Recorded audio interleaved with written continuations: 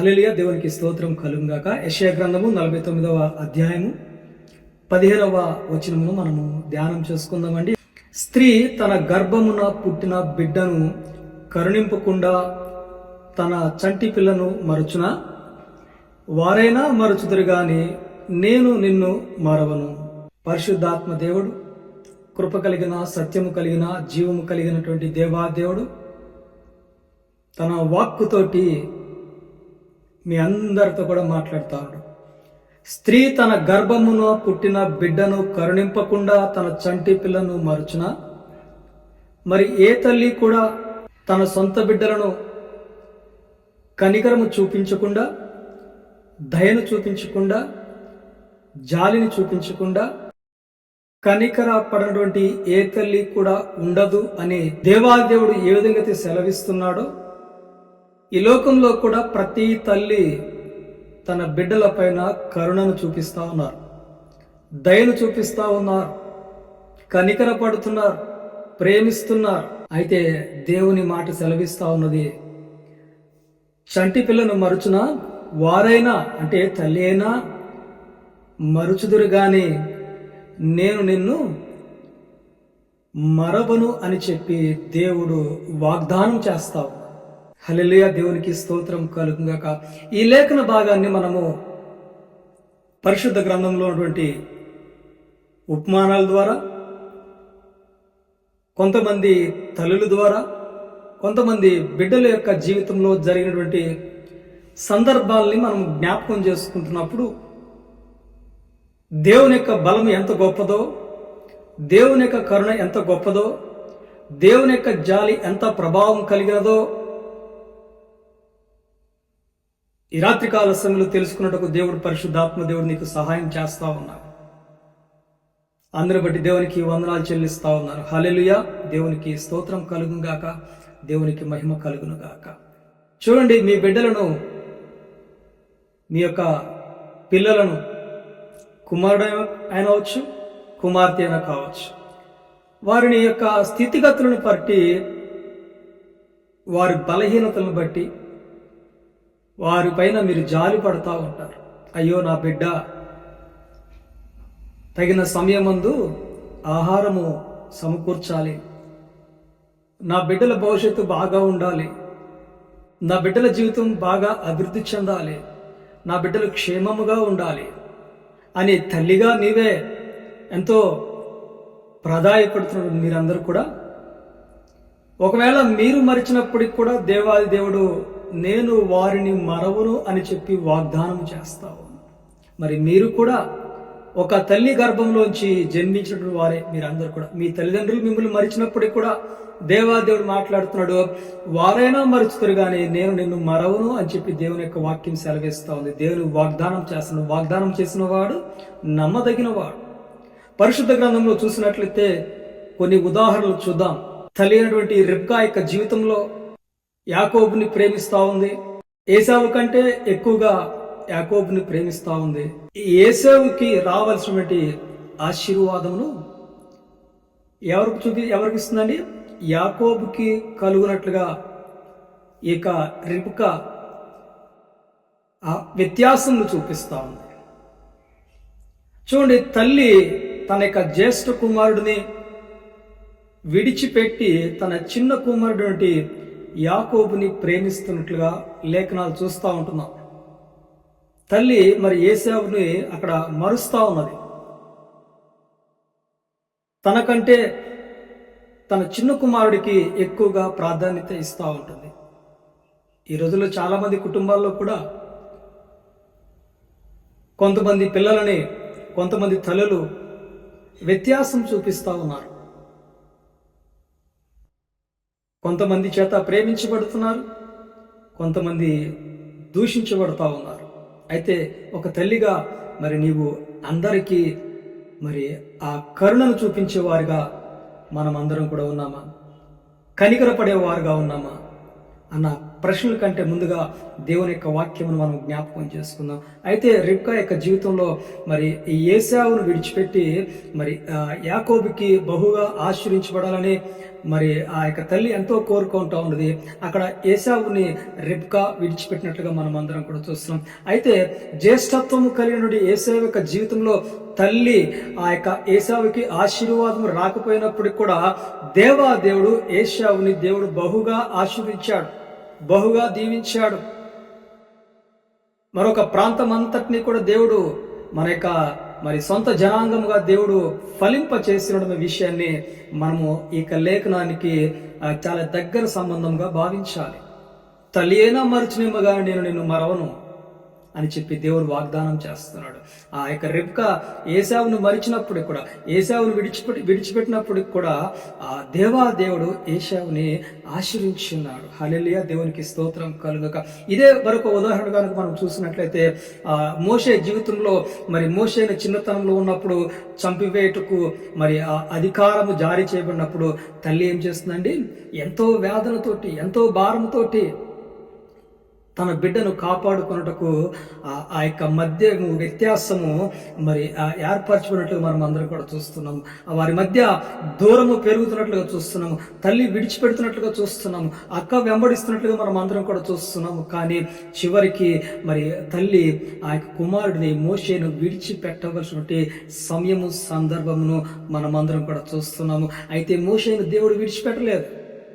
చక్కగా రాజ్యంలో ఒక రాణి గృహంలో, ఒక రాజు గృహంలో చక్కగా సకల విద్యలు కలిగిన విధముగా దేవుడు బహుగా ఆశీర్వించి ఉన్నాడు, దీవించి ఉన్నాడు, బలపరిచి ఉన్నాడు. మంచి జ్ఞానంతోటి మరి నిలబెట్టినట్లుగా మనం అందరం కూడా చూస్తూ ఉంటున్నాము. ఈ రాత్రికాల సమయంలో కూడా నీ జీవితంలో కూడా, మీ జీవితంలో కూడా నా తల్లి నన్ను ఆదరించట్లేదు, నా తల్లి నా పైన కనికరం చూపించట్లేదు, నా తల్లి నన్ను విడిచిపెడుతుంది, నా తండ్రి నన్ను విడనాడి ఉన్నాడు, నా తండ్రి బాధ్యతగా ప్రవర్తించట్లేదు, నా తండ్రి నన్ను విడనాడి ఉన్నాడు అని చెప్పేసి మీరందరూ కూడా కలత చెందుతున్నారేమో. కానీ దేవుని వాక్యం సెలవేస్తుంది, నేను నిన్ను మరవను, నేను నిన్ను విడవనని చెప్పేసి దేవుని యొక్క వాక్యము సెలవిస్తున్నట్లుగా మనం అందరం కూడా చూస్తా ఉన్నాం. దేవునికి స్తోత్రం కలుగుగాక, దేవునికి ఘనత కలుగగా. అటు రీతిగా మనం కూడా చూసినట్లయితే యేసుక్రీస్తు వారి యొక్క జీవితంలో తల్లి మరియమ్మ జీవితంలో మనం అందరం కూడా చూస్తున్నాము. మరి యేసుక్రీస్తు ప్రభుల వారు అంటున్నారు, తల్లి ఎంతో ప్రేమిస్తా ఉంది, ఎంతో కరుణను చూపిస్తా ఉంది. ఆ శిలువ త్యాగం మోసేటప్పుడు మరి ఎంతో భారంతోటి తల్లి మరి వేదన చెందుతా ఉంది. చివరికి ఆ తల్లి ఆ కుమారుడిని విడిచిపెట్టవలసినటువంటి సమయ సందర్భాలను మనం అందరం కూడా చూస్తూ ఉన్నాం. అయితే యేసుక్రీస్తు ప్రభులు వారు అంటున్నారు, ఈ లోక సృష్టికర్త అంటున్నాడు, ఈ లోక సమాధానకర్త అంటున్నాడు, నేను నీకు ఆదరణకర్తగా ఈ యొక్క ప్రియ కుమారుడిని నీకు ఇచ్చి నేను వెళ్తున్నాను అమ్మ అని చెప్పి ఆ యేసుక్రీస్తు వారు శిలువలో పలికినటువంటి మాటగా మనం అందరం కూడా చూస్తూ ఉన్నాం. దేవునికి స్తోత్రం కలుగుగాక. హల్లెలూయా, దేవునికి మహిమ కలుగుగాక, దేవునికి ఘనత కలుగాక. ఆ తల్లిని మరి విడనాడినవాడుగా దేవుని చూస్తున్నాము. తల్లికి మరి ఇంకొక మరి శిష్యుడిని ఆదరణగా మరి చూసుకున్నట్లుగా మనం అందరం కూడా చూస్తున్నాం. దేవునికి స్తోత్రం. దేవుని ప్రేమను చూడండి, దేవుడు ఎన్నటికీ విడిచిపెట్టడు, ఎప్పటికీ విడనాడడు. తన ఈ లోక సంబంధమైన తల్లిని మరి విడనాడకుండా మరి ఆ శిష్యుడిని దేవుడు ఏర్పాటు చేసినట్లుగా మనం అందరం కూడా చూస్తున్నాం. ఈ లోకంలో తల్లులు మరి అనేక మంది వారు అనేకమైన సందర్భాల్లో విడిచిపెడుతున్నప్పటికి కూడా, తండ్రి విడిచిపెడుతున్నప్పటికి కూడా ఆ పరలోకపు తండ్రి విడవను ఎడబాయని చెప్పి దేవుని యొక్క వాక్యం సెలవిస్తూ ఉంది. మీ బిడ్డల యొక్క జీవితంలో చూడండి ఒకసారి, మీ బిడ్డల యొక్క జీవితంలో వారు ఎప్పుడైనా శ్రమ వచ్చినప్పుడు, బాధ వచ్చినప్పుడు, ఇబ్బంది వచ్చినప్పుడు ఒక తల్లిగా నువ్వు ఎంత వేదన చెందుతున్నావో, ఎంత కృంగిపోతున్నావో, ఎంత శ్రమ అనుభవిస్తున్నావో, ఎంత కన్నీరు కారుస్తున్నావో, నీ బిడ్డలు చేసిన తప్పులకు నువ్వు ఎంత నలిగిపోతున్నావో. కానీ ఆయన బిడ్డలైనటువంటి మీ అందరినీ కూడా దేవుడు చూసి ఆయన ఎంతో కుమిలిపోతున్నాడు, ఎంతో నలిగిపోతున్నాడు. ఆ యొక్క కృంగబాటులో దేవుడు ఆయన శరీరం నలగగొట్టబడినది, ఆయన దూషించబడి ఉన్నాడు. ఎందుకంటే నీ దుఃఖమును, నీ యొక్క బలహీనతను, నీ అవమానములను తీసివేయుటకు, ఆయన విడిపించుటకు దేవుడు సిలువ త్యాగము ఒకటి ఉన్నదన్న విషయాన్ని జ్ఞాపకం చేసుకోలే. నిత్యము కూడా నీ జీవితానికి సిలువ త్యాగము పని చేస్తూ ఉంటుంది, పరిశుద్ధాత్మ దేవుడు పని చేస్తూ ఉంటాడు. ఎందుకంటే దేవుని వాగ్దానం సెలవిస్తుంది, తల్లి అయినా మరచునేమో కానీ, తండ్రి అయినా విడిచినేమో కానీ నేను నిన్ను మరవను అని చెప్పి దేవుని యొక్క వాక్యం సెలవిస్తుంది. కింద వచ్చిన చూడండి, 16వ వచనం చూసినట్లయితే, 49వ యెషయా గ్రంథము 16వ వచనం చూసినట్లయితే, చూడుము నా అరచేతుల మీదనే నిన్ను చెక్కుకున్నాను, నీ ప్రకారము నిత్యము నా ఎదుట ఉన్నవి. ఎక్కడ చెక్కుకుని ఉన్నా అంట? ఆయన అరచేతులలో ఆయన బిడ్డలను, ఆయన కుమార్తెలను కుమారులను, ఆయన రక్షణలోకి వచ్చిన ప్రతి ఒక్కరిని కూడా ఆయన ముందుగానే ఏర్పరచుకుని ఉన్నారు. ఈ సమయంలో, ఈ సందర్భంలో నువ్వు ఎన్నో కష్టాలు పడి ఉంటావు నీ బిడ్డల కోసం. అనేక సందర్భాల్లో నీ బిడ్డలను నువ్వు మరిచి ఉండొచ్చు, కానీ నీ బిడ్డలను క్షేమముగా కాపాడినది నీ యొక్క దేవాది దేవుడు, కృప కలిగిన దేవుడు, సమాధానం కలిగిన దేవుడు, స్వస్థత పరిచినటువంటి దేవాదేవుడు. నీ యొక్క పనుల్లో, నీ బిజీల్లో నువ్వు ఒంటరిగా నువ్వు పోరాడుతున్నప్పటికి కూడా నీ బిడ్డలను నిన్ను కాచి కాపాడినది, మరవకుండా, విడవకుండా, ఎడబాయకుండా. చక్కటి పాట ఉంది కదండి. తల్లి తన బిడ్డలను మరచినా నేను మరువాలేనంటివే, నిత్య సుఖ శాంతియే నాకు నీదు కౌగిలిలో, నిత్య సుఖ శాంతియే నాకు నీది కౌగిలిలో, శాశ్వతమైనది నీవు నాయడ చూపిన కృప. దేవునికి స్తోత్రం కలుగుగాక. మరి ఆయన ఎప్పటికీ విడవనటువంటి, ఎడబాయినటువంటి దేవాదేవుడు. ఆయన కరచేతులలో నీ యొక్క భవిష్యత్తును దేవుడు ఏర్పాటు చేసి ఉన్నాడు. ఈ లోకంలో ఎవరు విడిచినా, నీ అన్నదమ్ములు, అక్కచెల్లు, నా అనుకున్న వారు విడిచిపెట్టినప్పుడు కూడా దేవుడు నిన్ను మరవలేదు, దేవుడు నిన్ను విడిచిపెట్టలేదు. ఆయన నీకు తోడుగా ఉన్నాడు, ఆయన నీతో పాటు జీవిస్తా ఉన్నాడు, ఆయన నిన్ను పోషిస్తున్నాడు, జీవింపచేస్తున్నా. అంటే ఆయన విడిచిపెట్టి ఆయన దూరంగా ఉండి నిన్ను పోషింప చేయట్లేదండి, నీతో జీవిస్తూ నిన్ను జీవింపచేస్తా ఉన్నాడు. నీకు పోషణ కలిగిస్తూ ఆయన పోషణ కలిగించేలాగా నీకు అనుగ్రహిస్తా ఉన్నాడు. ఆ దేవుడు కరుణించకపోతే, ఆ తల్లి మరి ఆ బిడ్డ పైన కరుణను, జాలిని చూపించకపోతే, ఆ తల్లి ఆ యొక్క బిడ్డకు పాలు ఇవ్వకపోతే ఎలా కన్నీరు కారుస్తుందో, ఎలా ఏడుస్తుందో, ఎలా మారం చేస్తూ ఉంటుందో. నీవు కూడా దేవుని దగ్గర మారం చేయాలి, అడగాలి, మారం చేయాలి. ఎప్పుడైతే నువ్వు ఆ చంటి పిల్లలాగా మనం ప్రవర్తిస్తుంటామో ఆ పరలోకపు రాజ్యము, ఆ మహిమ చూడగలుగుతాం. చూడండి, దేవుని యొక్క వాక్యం సెలవిస్తూ ఉంది, ఆ చిన్న పిల్లలదే పరలోక రాజ్యం, వారిదే పరలోక రాజ్యం నుండి లేఖనాలు మనం అందరం కూడా చూస్తున్నాము. ఆ చిన్నపిల్లలకి ఏం తెలియదంటండి, మత్సరము, డాగు, మరి అపవిత్రమైనది, దోషమైనది, సత్యమైనది ఏంటో తెలియదు. ఎటువంటి కళ్ళ కపటము లేని వారుగా ఉంటారు. అందుకే వారు ఎప్పుడు కూడా సంతోషంగా ఉంటారు. కొంచెం వయసు పెరిగిన తర్వాత ఏమవుతుందంట, అపవాది ఎంటర్ అవుతూ ఉంటాడు, ఈ లోక సంబంధమైనవన్నీ కూడా ఎంటర్ ఆడుతూ ఉంటాయి. అప్పుడు ఈ సంతోషం, బాల్యంలో ఉన్న సంతోషము యవ్వన కాలంలో కావచ్చు, వృద్ధాప్యంలో కావచ్చు, అది సంపూర్ణంగా అనుభవించలేని వారుగా ఉంటారు. దేవునికి స్తోత్రం. అందుకని వాక్యం సెలవిస్తుంది, మీరు చిన్న పిల్లల మనస్తత్వం కలిగిన వారుగా ఉండాలి అని చెప్పి దేవుని యొక్క వాక్యం సెలవిస్తా ఉంది. హల్లెలూయా, దేవునికి స్తోత్రం. అయితే ఈ రాత్రి కాలస్తున్న దేవుడు మాట్లాడుతాడు, ఎవరు నిన్ను విడిచినా, ఎవరు నిన్ను మరచినా, నీ తల్లి మరిచినా, నీ భర్త మరిచినా, భర్త లేకున్నా, తండ్రి లేకున్నా, పిల్లలు లేకున్నా, డబ్బు లేకున్నా, అన్నం లేకున్నా, చదువు లేకున్నా, ఆస్తి లేకున్నా, ఎవరు ఉన్నా లేకున్నా, నేను నిన్ను మరవను, నిన్ను విడిచిపెట్టను, ఆయన అరచేతులలో నిన్ను చెక్కుకున్నాడని చెప్పి ఈ రాత్రి కాలసిన పరిశుద్ధాత్మ దేవుడు మాట్లాడుతూ ఉన్నాడు. హల్లెలూయా, దేవునికి స్తోత్రం. ఆ రిబ్కా మరి చేయి విడిచినప్పటికి కూడా ఏశావుని దేవాదేవుడు ఆశ్రయించాడు, విడిచిపెట్టలేదు దేవాదేవుడు.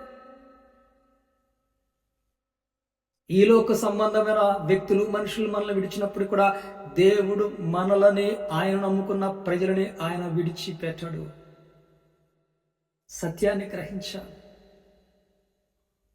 ఎప్పుడు చూసినా వాళ్ళకే ఆశీర్వాదాలు వస్తున్నాయి. నా జీవిత కాలం ఇంతేనా, ఇంకా నేను ఎదగలేను, నేను బలహీనుడినే. దానియేలు జీవితంలో చూడండి, దానియేలు మరి యవ్వన కాలంలో మరి 11-12 సంవత్సరాల ప్రాయంలోనే తల్లిదండ్రుల దగ్గర నుంచి బానిస బ్రతుకులోకి ఆయన చెరపట్టబడి వెళ్ళినప్పుడు దేవుని యందు నమ్మకముగా ఉన్నాడు. చక్కగా ప్రధానమంత్రి అయినట్లుగా మనం అందరం కూడా చూసిన తల్లిదండ్రులకు దూరంగా ఉన్నాడు. తల్లిదండ్రులు విడనాటిన వాడిగా ఉంటున్నాడు. ఒక బందీగా ఉన్నాడు, ఒక బానిసగా ఉన్నాడు. ఆయన కలత చెందకుండా దేవుని పైన నీతిగా ఉండాలనే ఆ విగ్రహారాధన చేసినటువంటి వాటిని తినకుండా యథార్థంగా దేవుని సన్నిధిలో నమ్మకంగా జీవించినట్లుగా మనం అందరం కూడా చూస్తున్నాం. ఈ లోకంలో నువ్వు ఒంటరి వాడు కాదు, దేవునితో నడుస్తున్నవాడు, దేవుని యొక్క ప్రణాళికలో జీవించబడుతున్న వారు మీరందరూ కూడా.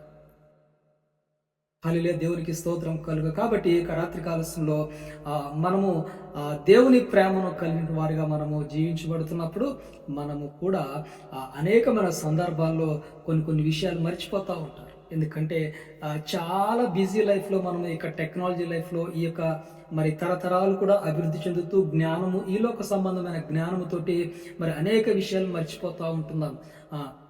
మన కుటుంబంలోనే మనం కూర్చున్న పక్కన చోటనే మన చేతిలో సెల్ ఫోన్ లేదనుకోండి, ఎక్కడ పెట్టామో మాకు కూడా మనకే గుర్తురాని విధముగా ఆలోచన విధానం పెరిగిపోయినది.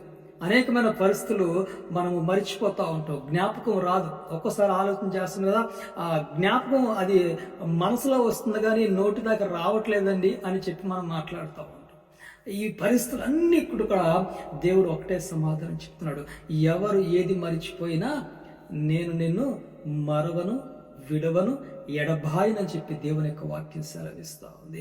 ఇప్పుడు వరకు నువ్వు ఆశీర్వించబడలేదేమో, ఇప్పుడు వరకు నువ్వు దీవించబడలేదేమో, ఇప్పుడు వరకు నీకు సహాయం దొరకలేదేమో, కానీ ఈ వాక్యము విన్న ద్వారా కృపాసత్య సంపూర్ణుడిగా నివసిస్తున్న దేవాదేవుడు, ఆ యొక్క వాక్యమే శరీరధారి కృపాసత్య సంపూర్ణుడిగా నివసిస్తున్న దేవాదేవుడు ఈ యొక్క వాక్యము ద్వారా, ఈ జ్ఞానం ద్వారా, ఈ వివేచన ద్వారా, ఈ ఆత్మ ద్వారా దేవుని యొక్క కార్యములను, ఆయనకు వాగ్దానములు యేసు నన్ను విడిచిపెట్టలేదు అనే గొప్ప సాక్ష్యం మీ అందరి జీవితంలో మీరందరూ కూడా తప్పగా చూస్తారని తెలియపరుస్తూ చెప్పడం కొద్ది మాటలు దేవుడు దీవించి ఆశీర్వదించునుగాక.